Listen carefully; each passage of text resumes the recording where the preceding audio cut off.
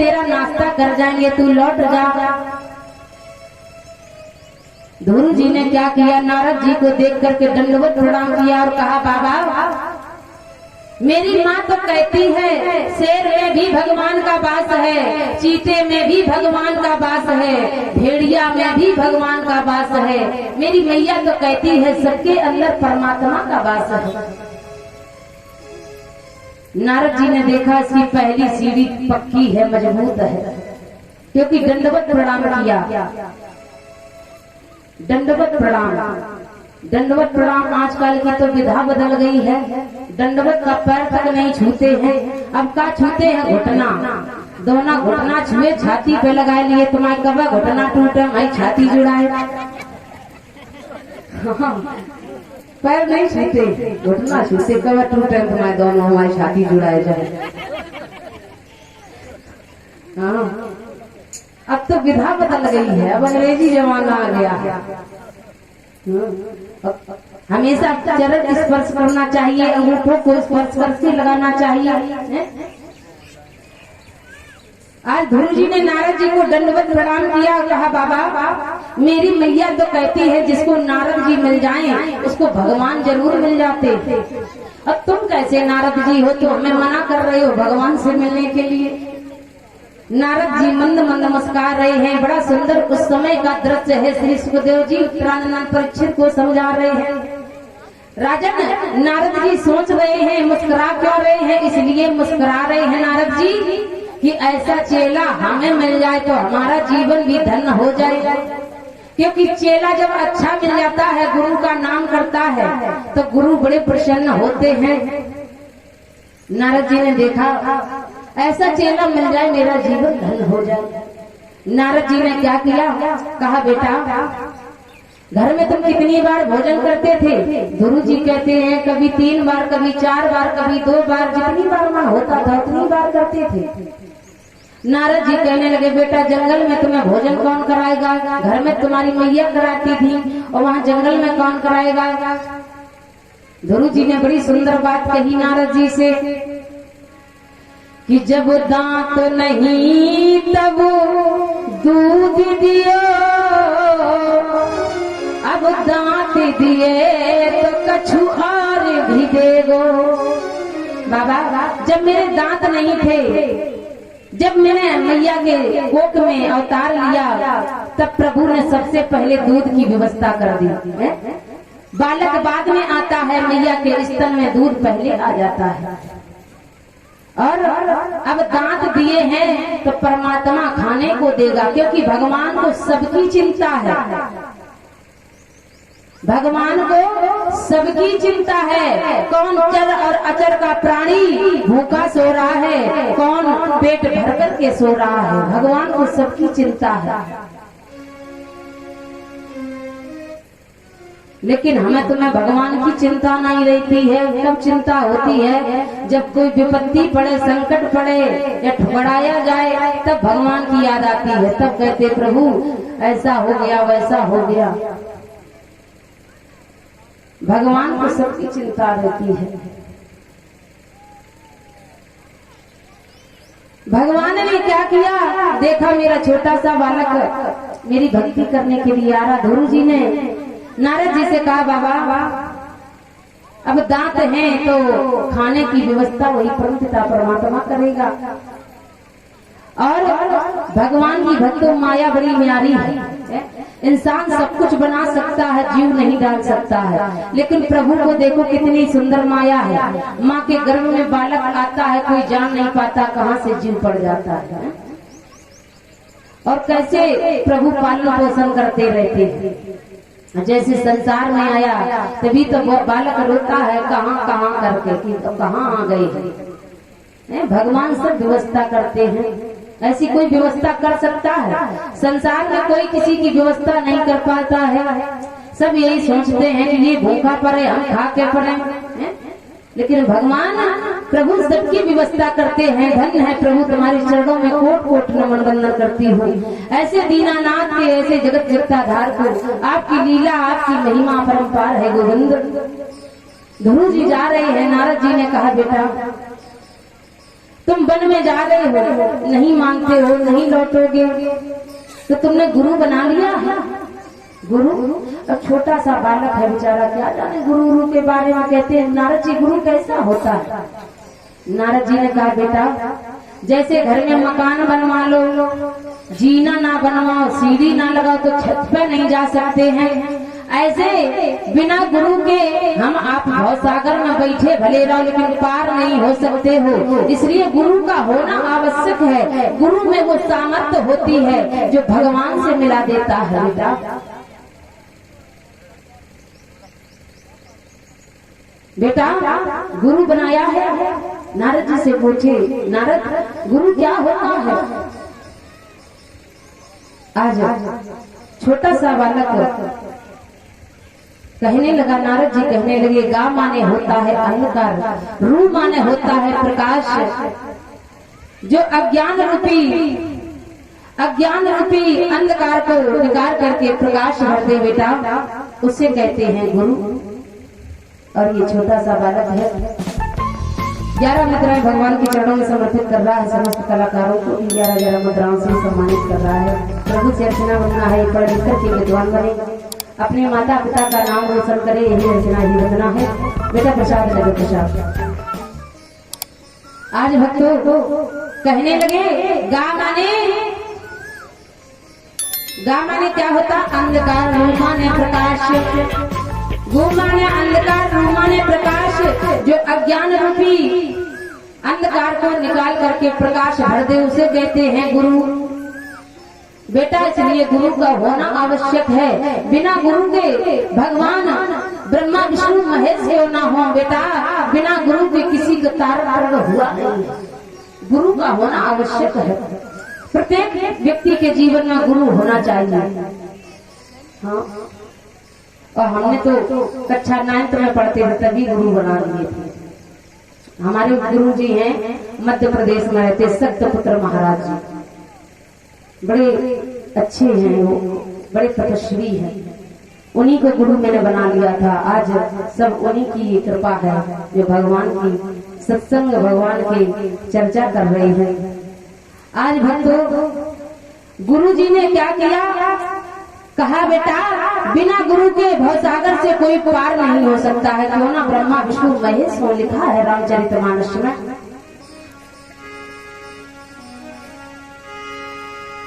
कि बिने गुरु भव कि बिने गुरु भव तरही न कोई, बिने गुरु भव तरही न कोई, जो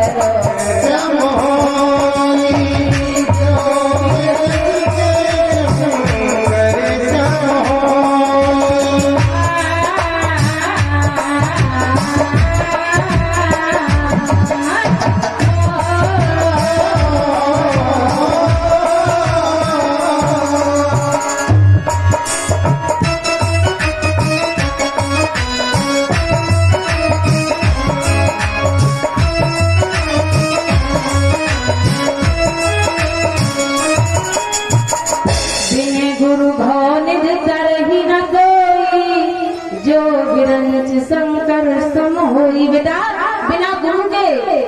चाहे ब्रह्मा विष्णु महेश हो, किसी का तारतम्य नहीं होता। गुरु का होना आवश्यक होता है। बिना गुरु ज्ञान नहीं मिलता है बेटा। नारद जी से गुरु जी कहने लगे नारद जी, हमने सुना है आप में वो सामर्थ्य है, परमात्मा से मिला देते हो, आपकी बात कभी रद्द नहीं होती है। तभी तो कहते हैं नारम ज्ञानम ददाति इतु नारद, जो ज्ञान देता है, जिसकी बात कभी रद्द नहीं होती है, उसे कहते हैं नारद। नारद जी ने कहा बेटा चलो हम गुरु बन जा रहे हैं। नारद जी ने कहा बेटा हम गुरु तो बने जा रहे हैं, लेकिन तुम यहाँ से जाना, मधुबन में बैठ करके भगवान की तपस्या करना। गुरु जी ने कहा कैसे हैं भगवान? तो आज भगवान की सुंदरता का वर्णन किया। नारद जी ने बेटा भगवान की नासिका बड़ी सुंदर है, भगवान के नेत्र बड़े सुंदर हैं, जिनके मस्तक पे मोर मुकुट है, कपोल बड़े सुंदर हैं, ओंठ बड़े सुंदर हैं बेटा, चतुर्भुज नारायण हैं और श्यामले कलर के भगवान हैं बेटा। ऐसी झांकी को अपने अंतःकरण में बसा लेना और मधुबन में बैठ करके भगवान की तपस्या करना। जाओ बेटा मैं तुम्हें वचन दे रहा हूँ, एक दिन भगवान तुम्हारे पास आएंगे, तुम्हें चतुर्भुज रूप में दर्शन देंगे, लेकिन उनका ध्यान बड़े ही मन से करना। यहाँ देखो माता जी का आशीर्वाद मिल गया, दूसरा गुरु जी का आशीर्वाद मिल गया। अब गुरु जी गए मधुबन में, यमुना के तट पर बैठ करके एक वृक्ष के नीचे गुरु जी आज भगवान का भजन करने लगे, अनन्य भजन किया। पहले महीने में गुरु जी ने क्या किया, एक महीना में बस 3 दिन तक 3 दिन भोजन नहीं है वहाँ पर। 3 दिन क्या करते हैं, कैथा का पेड़ लगा है यमुना के तट पर, उस कैथे को तोड़ लिया गुरु जी ने और खा करके यमुना में जल पी लिया और पहले महीने का भजन गुरु जी का चलने लगा। दूसरे महीने में 6-6 दिन के अंतराल में गुरु जी क्या करते हैं, सूखे पत्ते खा लेते, थोड़ा सा यमुना में जल पी देते हैं। तीसरे महीने में गुरु जी ने जल ही पी करके भजन किया। चौथे महीने में गुरु जी ने क्या किया, वायु को पी करके भजन किया। 5वें महीने में गुरु जी ने वायु को भी रोक लिया, वायु को ब्रह्मरंध्र में समाहित कर लिया, श्वास को भी गुरु जी ने रोक लिया। जैसे ही गुरु जी ने श्वास को रोका, भगवान के प्रतिबिंब को अपने अंतःकरण में बसा लिया। जैसे ही भक्तों श्वास को भी रोक लिया, अब सारे देवताओं ने क्या किया, देखा कि श्वास नहीं ले पा रहे हैं, सारे देवता घबराने लगे, त्राही त्राही करने लगे, प्रभु ये क्या हो रहा है। ब्रह्मा जी के पास सारे देवता गए और कहने लगे प्रभु मैं श्वास नहीं ले पा रहा हूँ, मेरा प्राण अवरुद्ध हो रहा है, जल्दी करो, ये कौन है जो श्वास को रोके है। देवताओं से ब्रह्मा जी ने कहा देखो देवताओं ऐसा मेरा ही हाल हो रहा है, मैं भी श्वास नहीं ले पा रहा हूँ, चलो सब लोग। ब्रह्मा जी बोले कि विष्णु भगवान के पास में। सारे देवता भगवान विष्णु के पास में गए और कहने लगे प्रभु ये कौन है तपस्या कर रहा है, श्वास को भी रोके हैं, श्वास को रंध्र में समाहित किए हैं, प्रभु ये कौन है, कहाँ का है बच्चा, ये भजन कर रहा है आपका। भगवान ने कहा घबराइए मत, मेरा छोटा सा बालक है 5 वर्ष का, मेरी आराधना मेरी पूजा मेरी साधना में लिप्त है, मेरे प्रतिबिंब को अपने अंतःकरण में बसाई है, मेरा भक्त है, मेरी तपस्या कर रहा है। सारे देवता कहने लगे प्रभु तपस्या कर रहा ठीक बात है, हम श्वास नहीं ले पा रहे, जाओ जल्दी इसको दर्शन दो जाकर। भगवान कहने लगे जा रहे हैं, देवता कहने लगे जा रहे हो दर्शन देने। भगवान कहने लगे हाँ दर्शन देने नहीं जा रहा हूँ, आज मैं अपने भक्त के दर्शन करने जा रहा हूँ। जब भगवान का भक्त भगवान की अटल भक्ति करता है, निष्काम भक्ति करता है, तो भगवान दर्शन देने नहीं जाते हैं, अपने भक्त का दर्शन करने जाते हैं। तभी तो कहते हैं भक्त के बस में है भगवान, भक्त बिना ये कुछ भी नहीं है, भक्त है जिनकी शान, भगत के बस में है भगवान। भक्तन ने इनको नाना भांत नचायो, भक्तन के कारण इन्हें बैकुंठ धाम बिसरायो, भक्तन ने इनको नाना भांति नचाया। भगवान कहने लगे हम जा रहे हैं अपने भक्त का दर्शन करने के लिए। आज भक्त भगवान आए, प्रभु जैसे आए देखा ध्रुव जी आंख को बंद किए हैं, भगवान के प्रतिबिंब को अपने अंतःकरण में बसाए हैं।